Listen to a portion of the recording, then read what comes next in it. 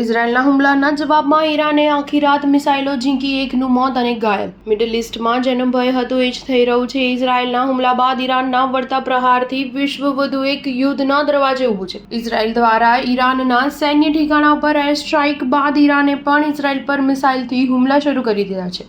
આ હુમલામાં અત્યાર સુધીમાં એક વ્યક્તિનું મોત જ્યારે ડઝનેક લોકો ઈજાગ્રસ્ત થયાની માહિતી મળી છે. ઈરાને લગભગ 150 જેટલી મિસાઇલથી ઇઝરાયલને રાતભર હચમચાવી નાખ્યું હતું.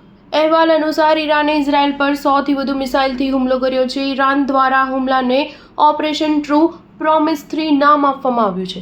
આ હુમલામાં અનેક લોકો ઈજાગ્રસ્ત થયા હોવાના પ્રાથમિક અહેવાલ પ્રાપ્ત થઈ રહ્યા છે.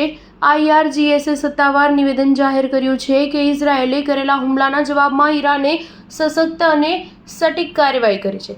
ઈરાનના સુપ્રીમ લીડર ખામેનેઈએ સોશિયલ મીડિયા પર કહ્યું કે ઈરાનના લોકો અમારી સાથે છે. ઈરાની સશસ્ત્ર દળો ઇઝરાયલ પર જીત હાંસલ કરશે. બીજી તરફ ઇઝરાયલની સેનાએ પણ ઈરાનના હુમલાની પુષ્ટિ કરતા કહ્યું કે અમે મિસાઇલોને ધ્વસ્ત કરવાની કાર્યવાહી કરી રહ્યા છીએ. આગામી નિર્દેશ સુધી ઇઝરાયલના તમામ નાગરિકોને સુરક્ષિત સ્થાન પર આશ્રય લેવા નિર્દેશ આપવામાં આવ્યો છે. ઈરાને ભારે કિંમત ચૂકવવી પડશે. ઇઝરાયલ દ્વારા ઈરાન પર હુમલા બાદ અમેરિકાના રાષ્ટ્રપ્રમુખ ડોનાલ્ડ ટ્રમ્પે કહ્યું કે મેં ઈરાનને ડીલ કરવા માટે અનેક તક આપી.